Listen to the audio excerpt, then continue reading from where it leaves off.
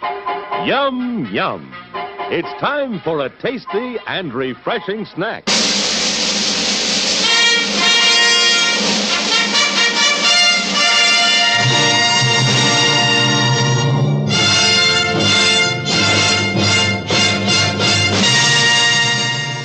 You know who I can do without? I can do without the people in the video store. Which ones?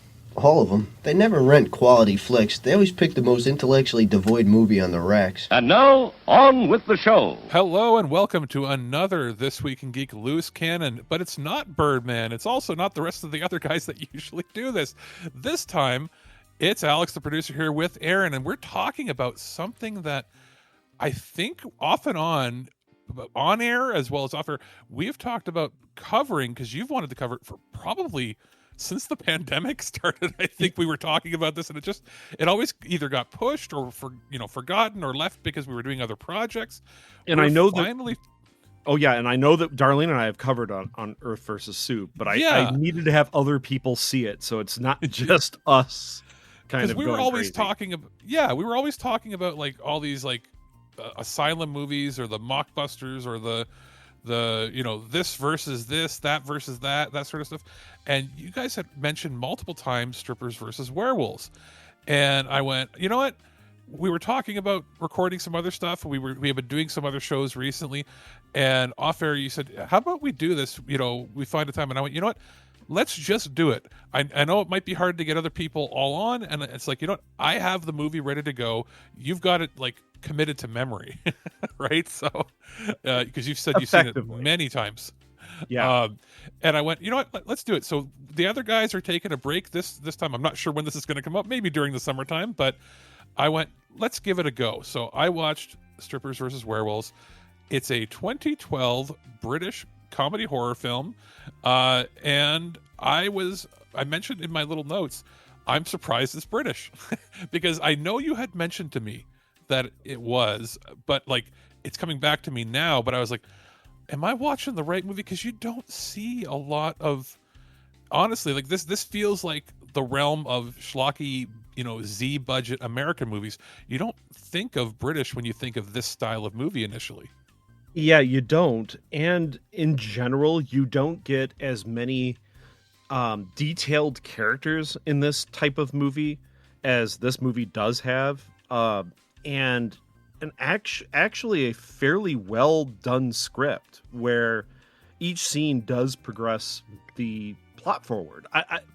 Darlene and I have talked about it many times that all the girls in this movie, like the main characters, all have distinct personality traits. They pass the red letter media test for, is this a character? If you remember, which is not always easy to do with these kind of movies, to be honest. Exactly. Usually these are like cardboard cutout, but like each of the girls, number one, like you don't see them like the main girls. There is no nudity from them. No, there's some background characters and a couple scenes. That's about it. Yeah. And you can describe them. They all have their own goals. They all have their own personality traits. Some are funnier than others. Some drive the plot forward in different areas of the film. I can go on and on. I'm sorry, Alex. Yeah. It's good. Away. And you can tell in watching it, you can tell that some either this was their first picture or they weren't professional actors, and some clearly were, especially the more senior actors in this. Oh, yeah. Obviously they were staples of British television and cinema for years. Even if you don't know them by name, you know them by face. Yes, for sure. The person who plays the owner of the strip club, Jeanette, that's Ursa from the Superman movies. Exactly. I recognized her from somewhere, and I couldn't pinpoint it initially. Alan Ford as Harry, the bartender. He's been in who you've seen tons of stuff. Yeah. Robert Englund is here in like just sort of a I am appearing sort of role, like just in one scene. In some regions, he's on the box cover art for the DVD, and I'm like, where? Oh, he's in like 30 seconds. Yeah, and that's fine. This is also like it's in the credits, but it's the debut of Lucy Pinder, who appears in this film as one of the vampire women. She's kind of a pin-up / topless posing person that goes in like British newspapers and magazines. She didn't do bad as an actress. Not bad, but not really given a ton. Nobody was terrible in this, and usually I go in with these kind of movies with a really low bar. Yeah. And I was like, you know what? Everybody felt like they were doing the best they could. I think that the performances in many cases in this were better than some of the editing. That was probably the only slight I'll put against this film was maybe the pacing and editing. It was a bit of a slow burn to start. But you can also forgive it because there wasn't a budget listed. But to me, this looked like maybe £1 million British pounds for the whole thing. At the most. That's what it comes across as. And I think the only place that it sort of shows, like you said, the editing, but maybe the werewolf makeup, even though I actually praise the werewolf makeup for being low budget and still looking pretty good.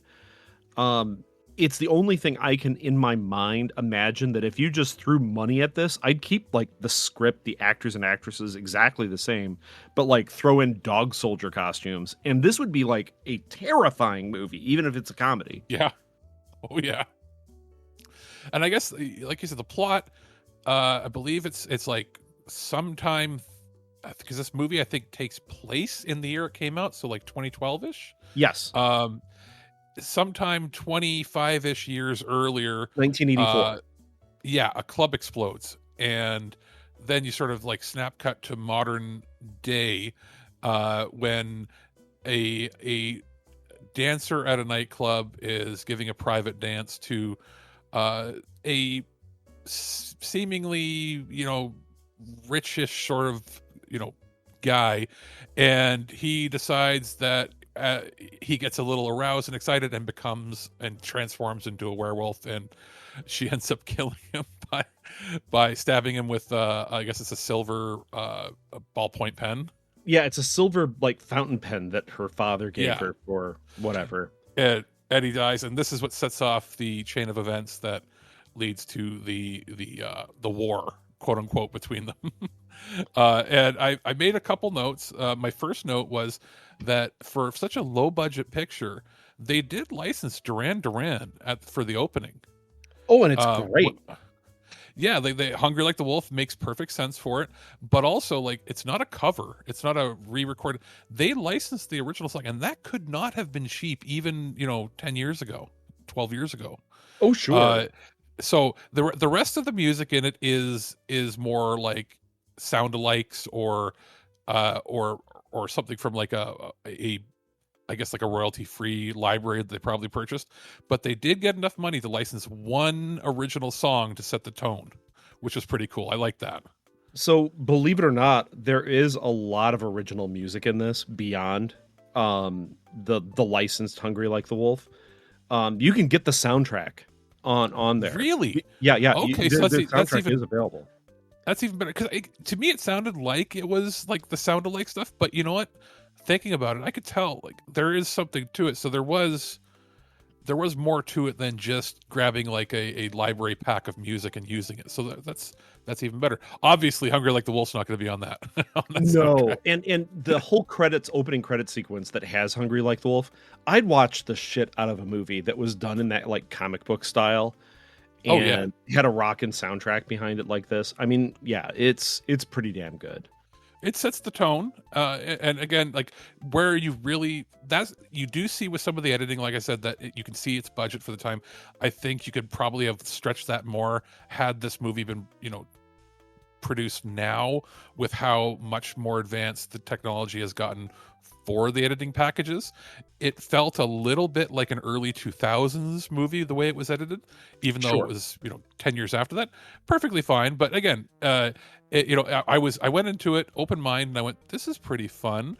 And I like I said, I saw the actors. Some of them I recognized. Again, couldn't put a name necessarily to the face, but I can say I did like some of the special effects that they used before the club explodes. I pinpointed stuff, and I went back to like my high school and college days of like early After Effects editing, and I saw like when they when they had like I guess it was supposed to be like the disco lights inside before the building explodes.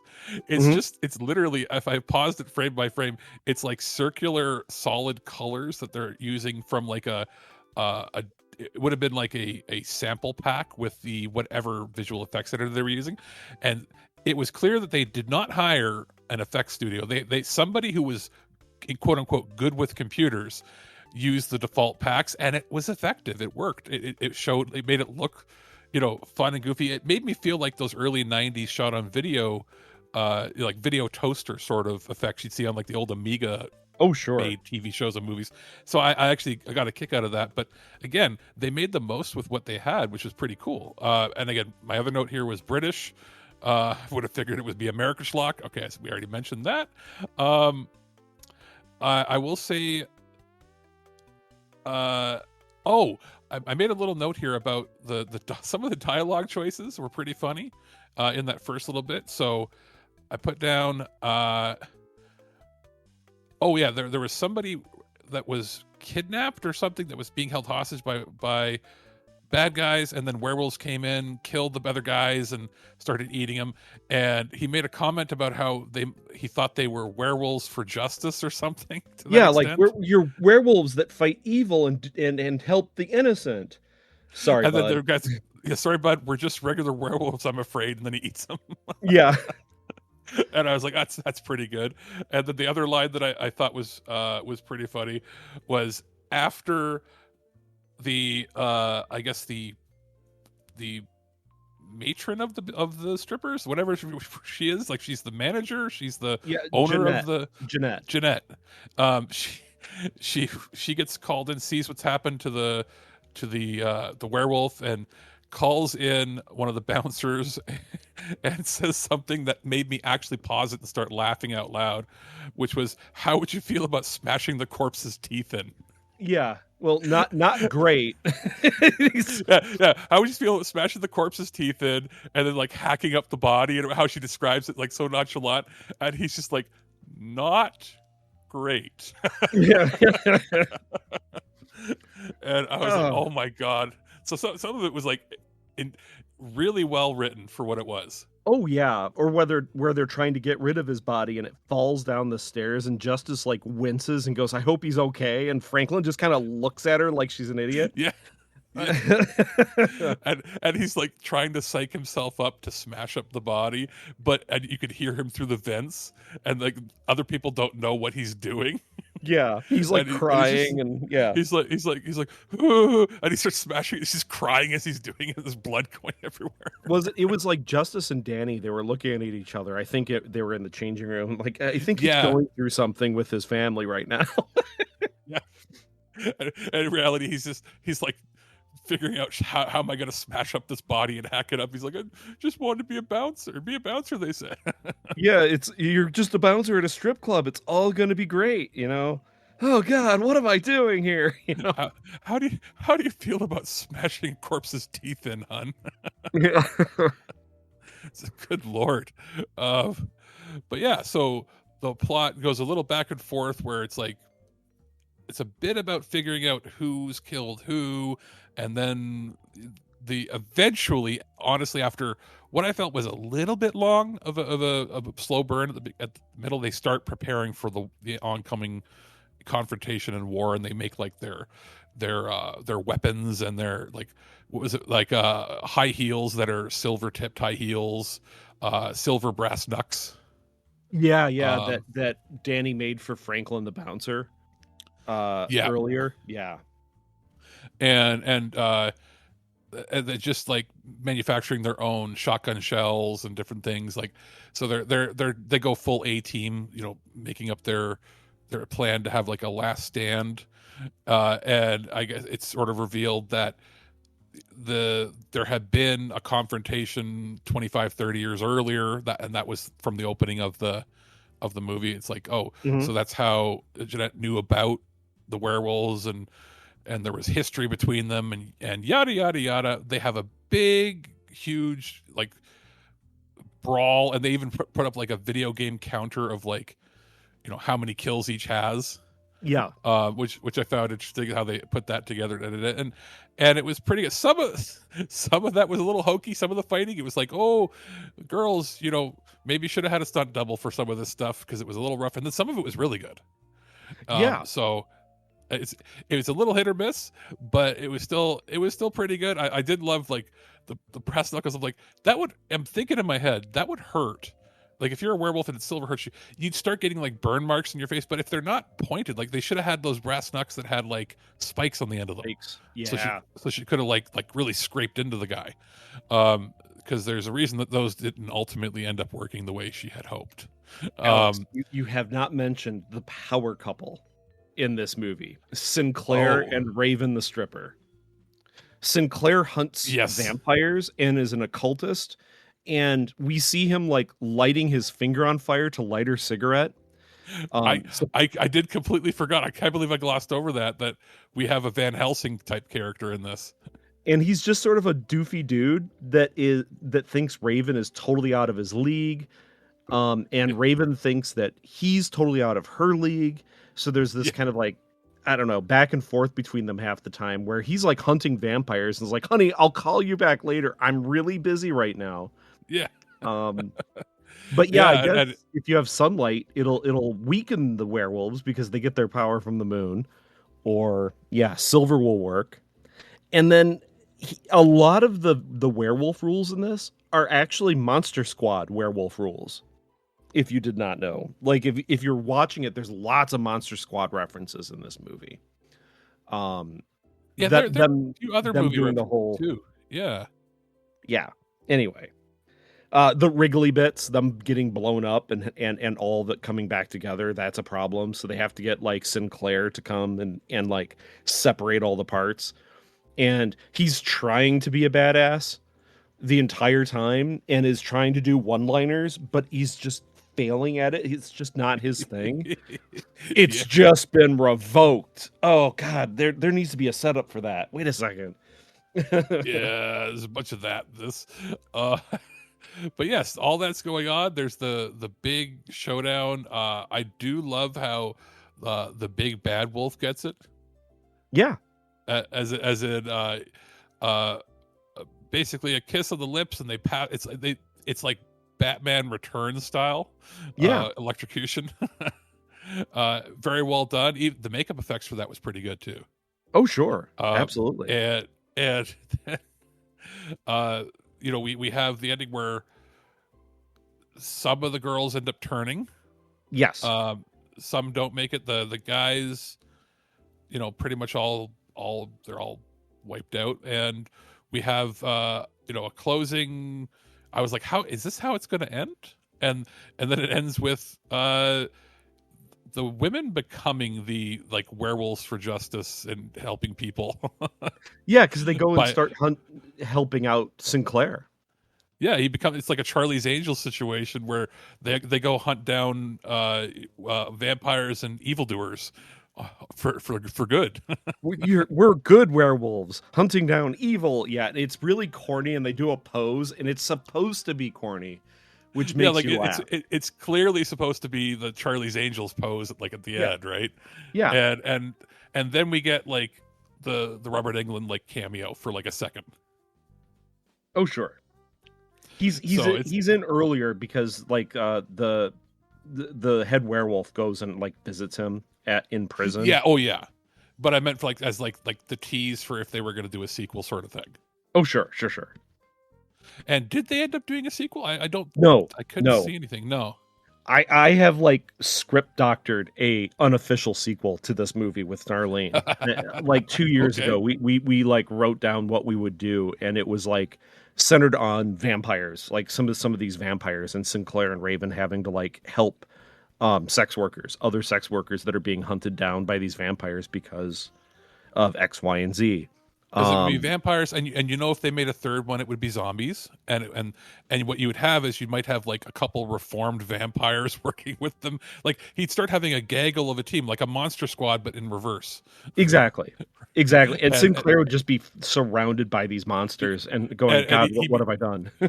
He'd be the human like vampire hunter who's mostly ineffective, but his main job then would be like making sure that all of the women get along for all the different, like, vampires and werewolves and maybe zombies or whatever they have, and it's his job just to make sure that they all get along and help people or whatever. Yeah. Like, there's so many ways you could have gone with that. I will say one final note that I had in my actual notes was when the werewolves show up to kill all the strippers.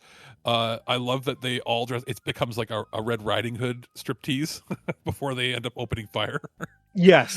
And I was like, okay, they had to put that in. They all had to be dressed up in like lingerie, Red Riding Hoods, because of course, yep.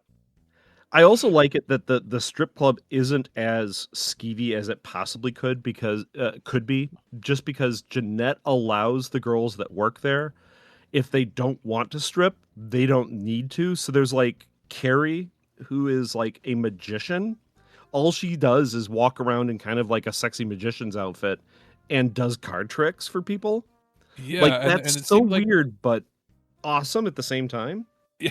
Well, and there were like at least a couple of girls where it felt like it was almost more like a Japanese like club hostess thing, where like their job was just to sit and talk with and keep company of people. Yeah, for sure. So like sort chastity.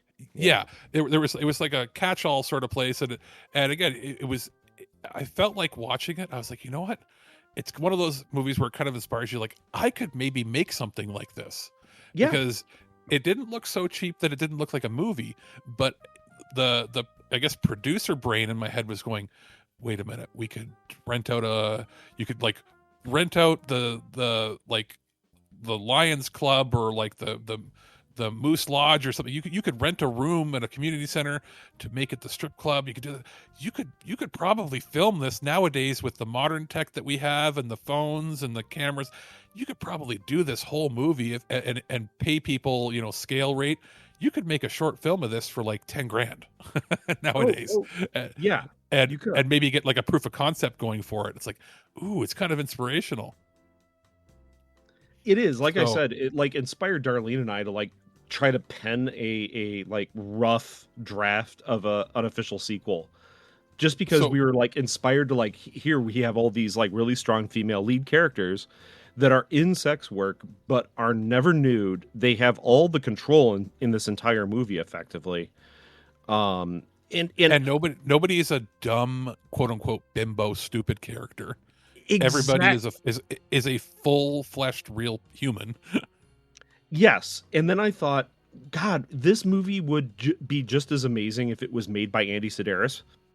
It would have strong female lead characters all the way through it. It would have just had a little more Julie Strain and or Debbie Rochon or something in it.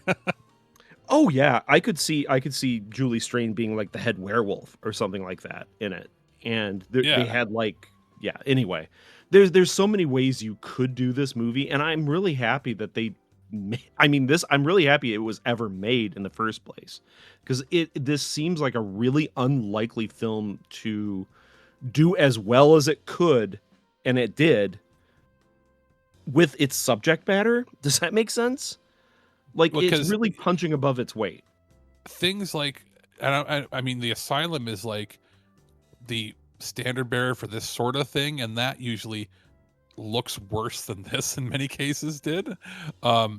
It's also like, this is in a class significantly above a lot of the stuff that you see hit like Voodoo or like Tubi, when they have like Tubi originals, and it's like, you clearly filmed this on $1,000 budget and then put a good poster on it. Like, this is significantly above that. This is at the same level that a lot of like the late 90s direct-to-video shot on video stuff was. And it was just something that came out right smack dab in the middle of when, for the most part, this kind of film was all being done for, dirt cheap budgets in like American movies, but made in like Bulgaria, that sort of stuff. Yeah. And it punches way above its weight. I love the acting. Even when it's a little kind of shaky, it makes sense. It feels more real than it should in some cases. Yeah, the pacing could have been better, but like again, Yeah. Darlene and I just absolutely adore this movie. Yeah, I would say that like it has a really strong first act. The middle act is a little slow, and then it has a really strong third act. It's just you could have done something maybe to trim up the center a little bit, but other than that, I mean, it's a solid picture. How did you guys get introduced to it? It was literally the name. I saw it. I saw the name of this. I saw the poster that is like the dark poster that has Danny with a Okay. shotgun on it. And I thought, okay, this is either going to be utterly terrible or it's going to be fun. And I was surprised because I actually thought that this was a good movie, like a legitimately good movie. And that's the thing. It's not like usually I like when things are. I don't like when things are terrible. Like I can't watch it because they're boring. I like when they're gloriously terrible or surprisingly good. And this is in the surprisingly good category. Yeah, absolutely. And as you said, it's so strange that this is a British film. I guess that sort of makes it different and interesting in a lot of ways. Definitely for the time period, there wasn't. Oh, there really. I can't think of a lot that were like. There's a lot of British horror and stuff being done, but there wasn't like. This was very much like a made for the American audience kind of movie at a time when British films weren't really being done like that. And the Britishisms of it kind of flow through in the plot beats, because notice that the guns that are in this movie are never used properly. Yeah. That they just don't have experience using them, or like the one revolver that has the one silver bullet, like that's all they have is one bullet for it. Or the shotgun, they have to go find it. It's been like buried somewhere for so long. Like the only two people in this movie that I know I've seen actually hold a gun in other productions or like American productions would be Alan Ford and what's the other guy? I'm just looking up here. Stephen Burkhoff, who plays Flet in it. Okay. He's got one of those distinctive faces. One of the other older guys, I think he's from the beginning of the film. Like these are the only guys that have ever played gangsters in movies where they would hold guns, right? So yeah, everybody else, I noticed it. I'm like, I'm not the gun guy. You and Mike are the ones that noticed, but I was like, they're not holding those right. They're not really using them right. I can tell. And it makes holding them, sort of makes sense. Yeah, they're holding them like somebody who's only ever held like a super soaker or like a squirt gun has ever held a gun before. Yeah. And also, it's when the comedy is in it, there's maybe a few jokes that are played for like the very broad audience, like I would say stuff that would have fit in with an American movie of this style.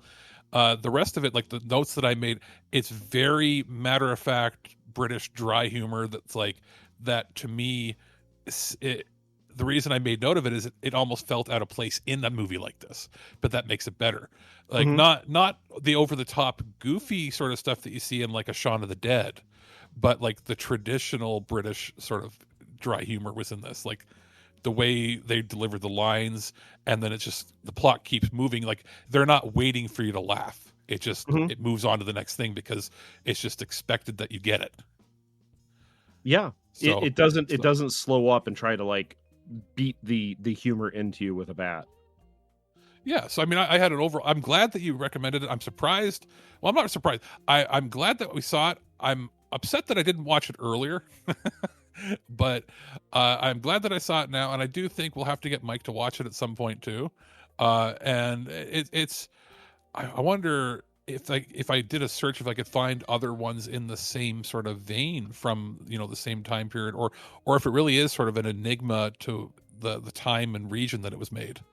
I've kind of looked around with Darlene, but probably not in the same way that you would. For movies that are similar or from this director or writers, and I really didn't see any, but I didn't do a deep dive, to be fair.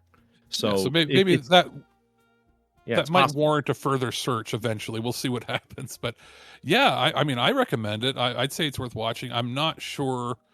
Pretty sure depending on your region, you can buy it. Depending on your region, it'll be streaming on a bunch of different platforms. Likely, it's going to depend. It's probably geo-locked depending on where you are, but it is available pretty much everywhere. It's not like it's out of print and impossible to find. Oh, so I just here I did this since I haven't actually looked for a while. One of the writers also directed another film and wrote it called Power Tool Cheerleaders versus the Boy Band of the Screeching Dead. And it actually has... Boy. Yeah, that actually looks fun. It has one of the same actresses from Strippers vs. Werewolves. The girl who plays the magician. The magician girl's in it. I think we might have to track something down for a later episode. Oh boy. Yes, maybe.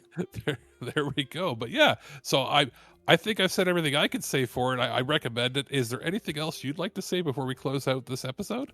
Darlene and I both recommend it, and go and check out our very borderline almost not an Earth versus Soup episode about this, because I mean this is very much outside of our time period that we normally do. But sometimes we find movies that we really wanted to talk about because they're just not well known enough. And this is one of them. That's completely fair. So yes, I will. When I put this out, I'll try to put a link to at least a trailer for it so people can check it out in the description. But that is gonna do it, I think, for us here at This Week in Geeks Loose Cannon. We'll be back next time when it's probably the other guys involved, or maybe it's us. We'll see. But catch you again next time right here at ThisWeekInGeek.net. Are either one of these any good? Sir, What? are either one of these any good? I don't watch movies. Quick, change the channel! You're wasting your life making shit! Nobody cares! These movies are terrible! You're still here? It's over. Go home. Go. At no point in your rambling, incoherent response were you even close to anything that could be considered a rational thought. Thanks for listening to this episode of This Week in Geek. Hungry for more? Check out our website at thisweekingeek.net. You can subscribe to the podcast, browse our Twitter and Instagram, and leave your thoughts on today's topics. If you'd like to give us some feedback, send us an email at feedback@thisweekingeek.net. Tune in next time, and remember, Lower your shields and surrender your listenership. We would be honored if you would join us. Thank you for your cooperation. Good night.